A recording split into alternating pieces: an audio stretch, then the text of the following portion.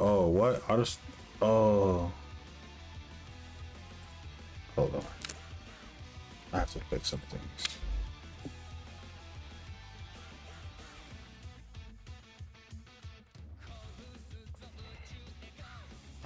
There's gonna be some kind of slow latency to that. All right, so let's get this started. Let's get this show on the road. All right, we are live, my guy. Yes, sir. We officially back at it. Yes, sir. All right. So first of all, what we're gonna talk about is the shitty ass Dragon Ball Daima spoilers that are going everywhere, and I worked so fucking hard to avoid them. But what can I do about the fact that the second I open YouTube, y'all bum ass YouTubers gonna put the fucking new form in the thumbnail, and I'm not blind? What can I do about that? You can take the floor for a bit, my guy. Well, it's not much you can already. do about that I'm in heated any already. way, shape, or form. There's not really a whole lot you could do about that because I feel like regardless, if it wasn't YouTube, people are just gonna be so hyped that that's gonna be the thing to explode over the internet. If you are even somewhat interested in Dragon Ball, it's kind of an inevitability. It's almost like a Dragon Ball is a like in that regard, spoilers and with this regard for spoilers, right? Dragon Ball is like almost it's too big to not see spoilers. It's gotten too big that it would be impossible. The only way to literally avoid spoilers would be to know that a spoiler is coming. Which there are, YouTubers that have said, hey, episode 18, which is the most recent episode of Daima that just came out, beware of it because it will stay off of social media because there will be massive spoilers. And there has been YouTubers to say that, especially, one YouTuber in particular, Geekdom 101. He said, be on the lookout for that. Heavy spoilers is going to break the internet, perhaps, And it did. It's unfortunate, but it's not impossible unless, like I said, you already knew that something big was going to happen, is what I'm trying to say. Unless you already knew that something big was going to happen, it would be impossible to avoid, especially if it's like, I'll get around to watching it eventually. I'm going to go around, I'm going to watch it, like, once the series is done, because, I guess this is a mini spoiler. Daima is only going to be 20 episodes, so in 2 episodes, it'll be done. So anybody that's planning to watch it, there you have it. Let two more episodes pass by, and you can literally binge the whole series. And then you'll be good money from that. Netflix gets it a week late. Like they're always a week behind in terms of the episodes being on their streaming platform. So keep that in mind if you want to stream it by way of Netflix.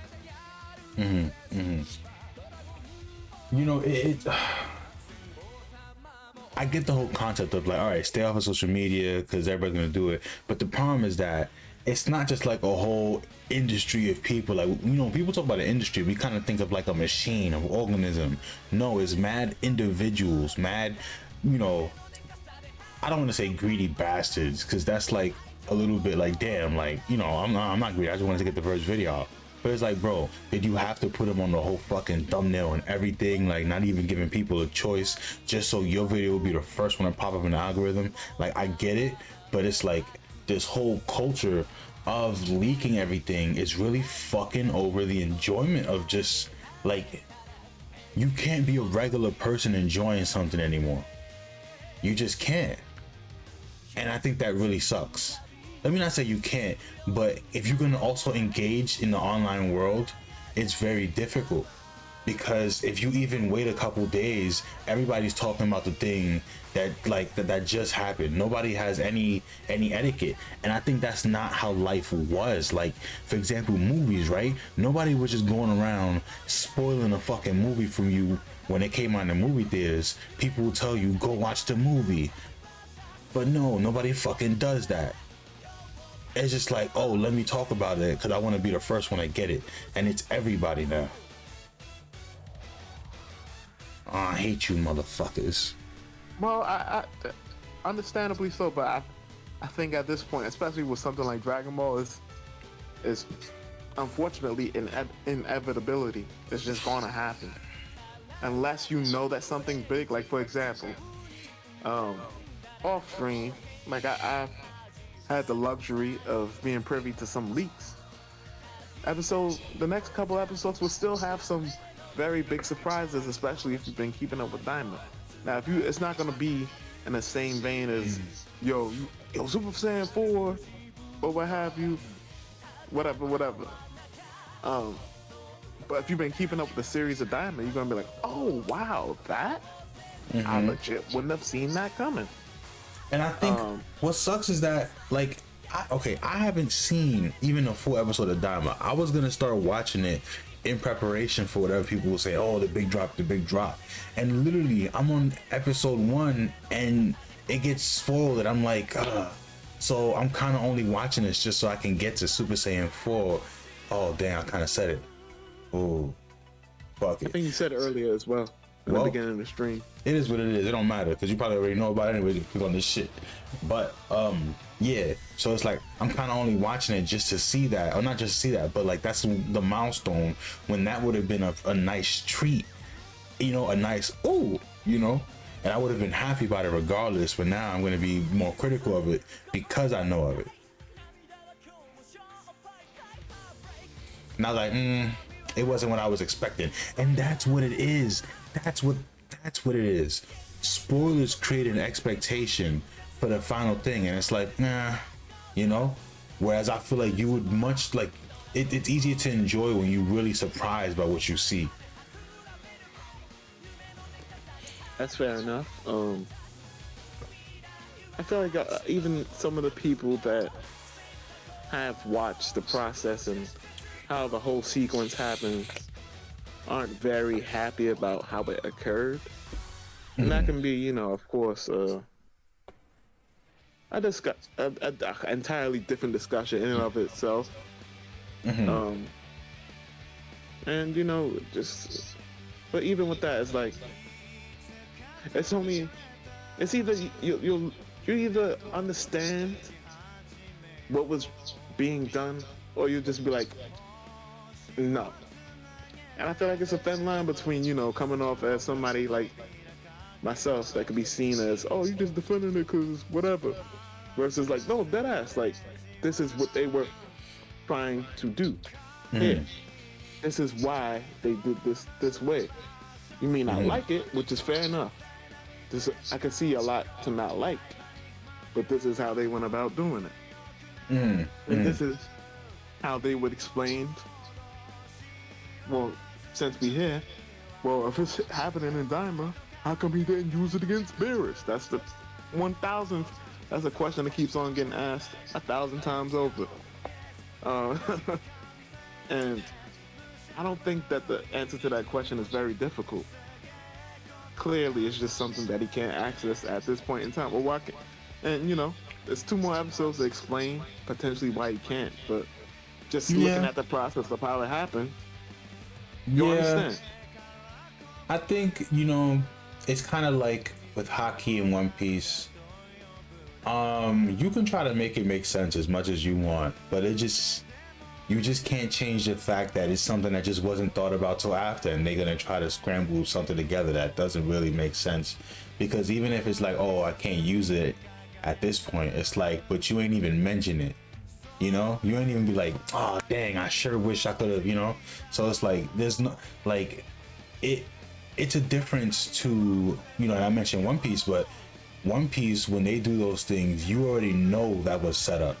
You don't have to scramble to explain it because it's already been laid there.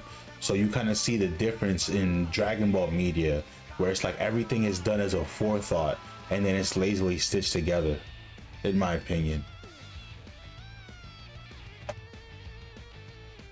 That's fair enough, but also, I would say that's true, but also, I guess, and this could be a side effect of what you're talking about, I also realize a lot of people will watch Dragon Ball and be very lazy about even paying attention to the lore in the first place, or just get the lore wrong, like straight up just get it wrong. I will never forget the person that said, how come there isn't a Xeno for every universe? If you was watching a show, that was something that was very easily explained. And so between, you know, like what you said, you know, the lazily stitched together afterthought and people just not even bothering to remember the lore anyways, it's a bad combination, you know? Yeah, I think, you know, there's like a consumerist... And also what I'll say is this. Yeah. Some things I would say make sense. It's just a matter of, well, I don't like the way it was done. And nobody ever says that. Nobody ever says, well, it makes sense, but I just don't like the way it was done. They'll just say, oh, it doesn't make sense. No, it makes sense. You just didn't like the way it was done. Like the tangly back thing. I don't like the way it was done. But I see it makes sense. That's how they understood to do it. And it's not like they didn't have the base level of power required. They did. Yeah. That's just how they understood to do it. I think it's also like similar to how you said lazy fans.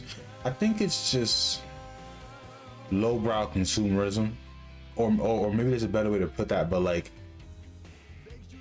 you know, there's a lot of people who, for example, when it came to Vinland Saga, right? And they were upset that it wasn't all violence in season 2 and everything. And it's like, you know, there's a deeper meaning to that, but there's soft shit. And it's like, y'all only here for spectacle. And then when the spectacle happens, it's like, oh, it wasn't that good anyways. But you still want the spectacle 24/7. You're demanding and you're overly critical of everything. And that's how we've become as not only anime consumers, but consumers in general. And I think it's an issue. Oh, go ahead. I was gonna say, I feel like Dragon Ball in particular suffers from that. And of course, we're getting off topic now. We just kind of delved into a completely different type of discussion. But Dragon Ball in particular suffers from that particular thing where, like you said, people are there for the spectacle, but Dragon Ball kind of did it to itself. But regardless, I think Daima has been a good example of that because while some of it has some pacing issues, some of the most interesting parts of Daima has not been the action, even though the action has been good, where it was at least. It has been, for me, the world building and how they plan to connect all this together. And that's a whole, even that part, it's been had the whole Dragon Ball community divided because it was like, because everybody's been trying to troubleshoot how is this all supposed to connect to Super, and this goes back to what you said, right? Certain things being an afterthought, and I think some of it is an afterthought, some of it will fit together. Of course, but I won't know for sure because, you know, we could get to end of episode 20 and still be like, okay, so how does this work, and how did that work, and how does this make sense? And that's par for the course with Dragon Ball, because Dragon Ball is a series where, you know, a lot of the people that's in charge, especially Mr. Toriyama, especially without his editors, let their imagination run wild, so to speak. Hold on, boss. Give me 1 second. I'm just because my mic seems like it's tweaking out right now.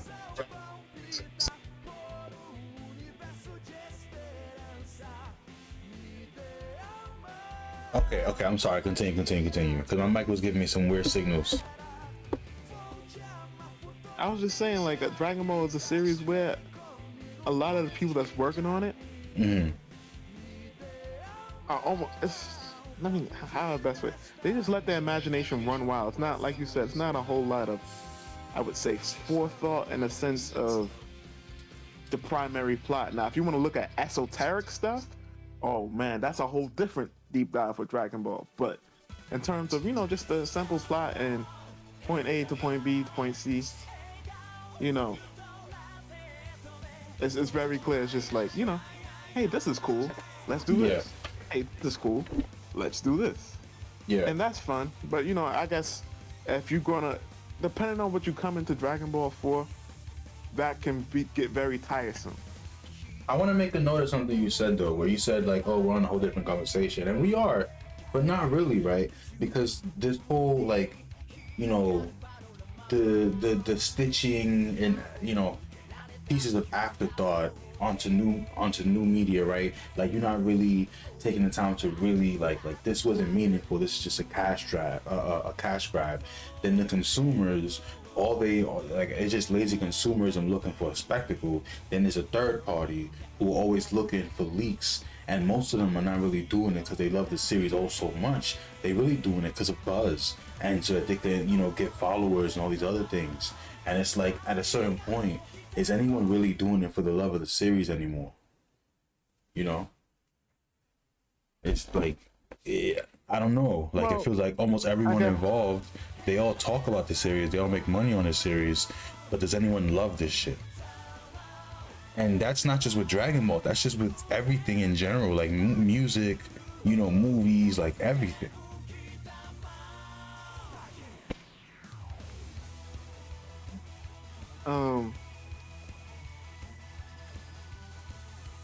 And that's a very interesting point.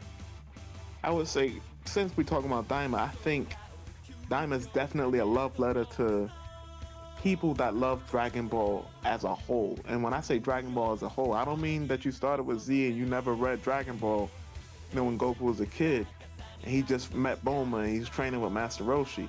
You have to go through everything, and that's what Daima is. It is, for the most part, it has that very adventuristic aspect for a large part of the series. So it's not just intimidating character shows up. Yeah. He has whatever motivation that he has, and then of course our protagonists fight him. Also, let me be clear, right? When I say lazy writing and stuff, I haven't fully watched Daima, so I'm not necessarily talking about Daima, but it can be said for Super. You know what I'm saying? And even some parts of Dragon Ball Z towards the end, where he was forced to keep on writing. It's kind of just been a part of the medium up until now. And that's just, I would say, unfortunately, that was just kind of how Toriyama was in general. I'm literally writing chapter to chapter, just writing on the fly, and I would say it's impressive for what it was. Oh, very impressive. Literally writing on the fly. Here Of we course are he talking had about it today after his death. back then. Yeah. What happened? No, I said, of course it's impressive, because here we are talking about it after his death, He was writing chapter to chapter, and also, I almost want to go into this Dragon Ball tirade, but I'm trying to keep it to Daima. But just side note, Well, it's not just about Daima, people's- honestly. This isn't just about Daima. This is a more general conversation also, so you can speak. One thing I'll say is that I think one thing I realized is that low key Toriyama's editors, definitely, I'm not saying they completely made what Dragon Ball Z is, but they helped to, instead of having like a super widespread laser, they were able to take the laser and focus it at certain points. And that's, I noticed where, funny enough, when Toriyama has the most free reign, ironically is where people have the most complaints. Oh AKA shit. Busaka, So are you AKA saying Super. that if it was up to Toriyama, nah, wait, that's too blasphemous. I can't even put it into sentence. I can't even put it into sentence. What I'm saying is this. Toriyama, at the end of the day, still came up with the majority of the ideas. But for example, the Android saga, I'll never forget these interviews where I think you could read some of these. You can find these interviews somewhere on Kanzenshu. I forgot what the name of that website is. But either way, in the Android saga, one of his editors was like, wait, these are the villains? A fat soul and an old geezer? And he's like, all right. Torian's like, oh, okay. I'll change it. And then he's like, oh, now it's two brats? Okay. Then he makes Cell. Oh, he's ugly. Transform him. Oh, he looks stupid. He hurry up and make him his perfect form. And you see this, this Just uh, yeah. this kind of trend, and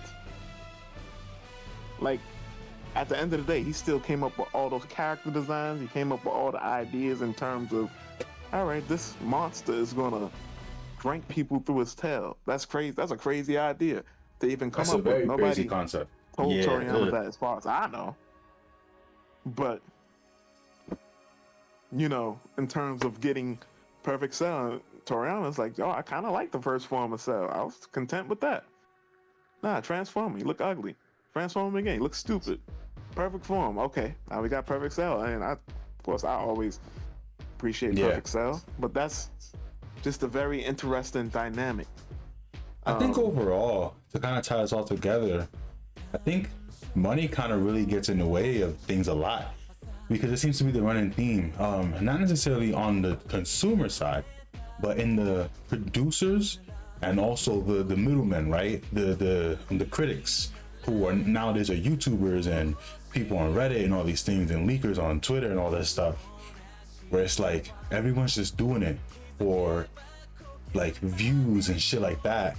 And it kind of seems to be the running theme that almost corrupts everything, because even down to the editors, they at the bottom, like, they're not doing it to be nice. They want a successful product that they can sell, you know? Right. I think you put it perfectly, and yeah, you said it. They want a successful product that they can sell, and I think sometimes it works out for the best in terms of it just happening to work out for everybody. Other times it just, you know, we start to see certain chinks in our armor. Like, for example, like I said, Super, and when Toriyama has the most reign over things, and Daima, which is, once again, he has a lot of reign over things. Mm-hmm. People seem to have the most complaints. I'm not saying that it's bad or terrible or anything, but I've been noticing that. And to be fair, even with Super, he gave like a very vague manuscript. Okay, this is what's gonna happen in the arc. Okay, Beerus shows up. Basically, from what I understand, it was like bullet points. Beerus shows up. This is the arc. Boom, boom, boom. All right, Goku Black shows up. Here's some key points. Goku Black has a transformation, Super Saiyan Rose. Okay. He fuses with his future self. Okay. Super Saiyan Blue and Super Saiyan Blue Go. 2 Super Saiyan Blues are enough to beat Murtsumasu. And then it's like, okay, we're gonna change that up a little bit because Toyotaro wanted to meet the expectations of the fans. Oh, okay, if they gonna fight a fused opponent, maybe Goku and Vegeta should fuse, and you know, Vegeta appears again. But that wasn't in the original script. It was just like, all right, 2 Super Saiyan Blues will be enough to handle him. And what you see is like very, you know, very vague outline from what I understood it to be. Now, of course, I could be missing details or getting something wrong, but I'm pretty sure what I'm saying is on point. You get like a vague little outline for an arc. I think the most involved he's been in any modern Dragon Ball project is, funny enough, Daima. Well, speaking of Daima, I'm gonna spend tonight watching some episodes after we finish this, and that way I could talk about it with more knowledge. But yeah, man, going forward, I just hope that more people have just more etiquette when they're talking about something. And it's like, you know, you could talk about it, you could be the first to get to it, but damn, don't just ruin everyone's experience just because you want to be the first to the loudspeaker, bro. That's fair enough. And you know, typically what I've noticed is that happens, like the biggest what you call it, I was gonna say victims, but the biggest proponents or perpetuators of this will probably be, you know, people that react, because it's like, you know, I can't, oh my OMG, Super Saiyan 4 Goku is canon. And it's like, damn, I understand for the reaction, like, if you're doing this as a means to make money, then I completely understand why you're doing it. On the other hand, and it's that's like, what it damn, is. It's always about money. But I get it, you know, because we gotta live. But it's like, yeah, Because You then, know? that could easily turn into a larger thing of, well, somebody could say, well, should you even be doing reactions for a living? You're reacting to content that's not even yours. And that's a whole discussion in No, of I itself, think reacting to content that's not yours. reacting You is don't own it. necessary. I think reacting is necessary because, like, just like bootlegs are necessary because you get a sense of what the people are feeling. You know what I'm saying? Nobody's saying this is their shit. This is a response to your shit. In fact, that's what art is about, a response to your shit. There's no difference in somebody necessarily, like sitting down. Well, let me not say no difference because they're playing your piece of media too, right? But honestly, like, you still making mad money on the side of that. So I feel like you should appreciate, in fact, you should be watching these reactions because it gives you a sense of how your shit is being received. So yeah, you might be losing some money on it, but the information you get in exchange for that is invaluable. Yeah. Well put. Extremely well put.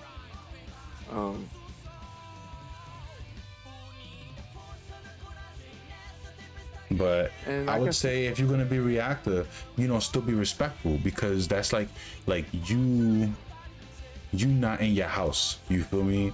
You constantly go into other people's houses and you're talking about how nice or how bad it looks, but you're not in your house.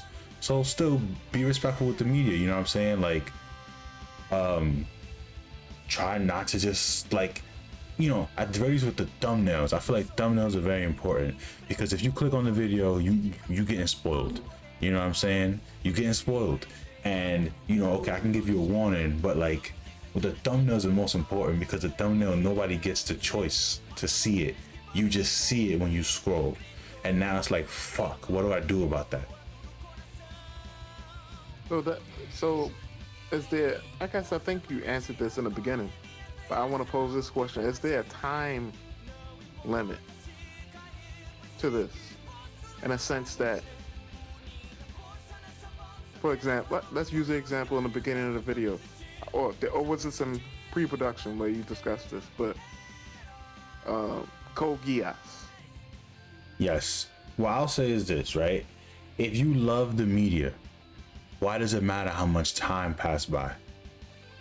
Why does it matter, right? Like, I'm not gonna go up to people and tell them the whole plot to Code Geass, and then when they tell me, well, what's the point of watching it?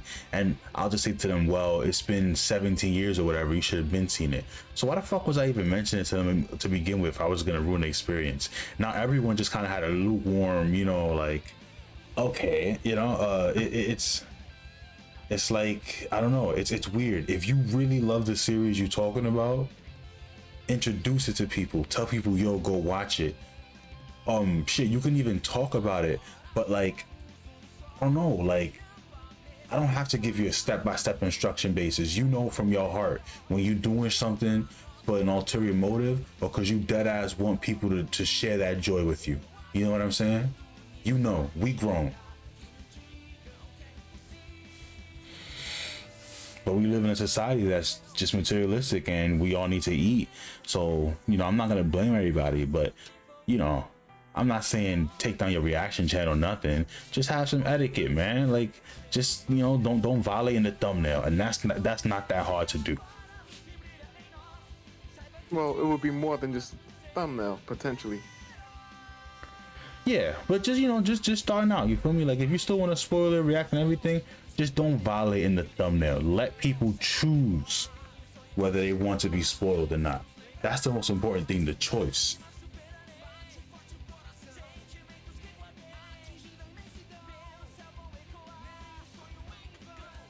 There's a market for that, some people want to be spoiled. Some people want to be kept up with all the details, but not everybody does. So now not only are you watching media that's not yours and you're reacting to it, but now you're spoiling the experience of the people who are the direct, like, consumer base of that shit. You're doing a lot. Be nice. Be cool. Well, any last thoughts on this before we head off? Funny enough, I scrolled down. I scrolled on what you call it. Mm-hmm. I scrolled on a video. I was scrolling on YouTube, and literally the captions were on for the video, and it was like, "I'm so sick of Dragon Ball fans having nothing better to do but to ruin the show for other people." That's what the fuck I'm talking about, bro. All we do for each other, bro. Like, we can't even enjoy the shit. We ask and we beg, and then when we receive, it's not good enough, and then we spoil everything for everybody. It's like, what the fuck? Like what are we here for? I don't know. It's a weird series. I'm still gonna love it because it's a part of my life, you know. But all of y'all be frustrating me, man. The YouTubers, the fans, the people working on this shit. Damn, I'm a hypocrite. Here I am talking shit about the thing I love. Well, with that, we'll be signing off, y'all. We at 31 minutes. We yapped a lot. Well, peace.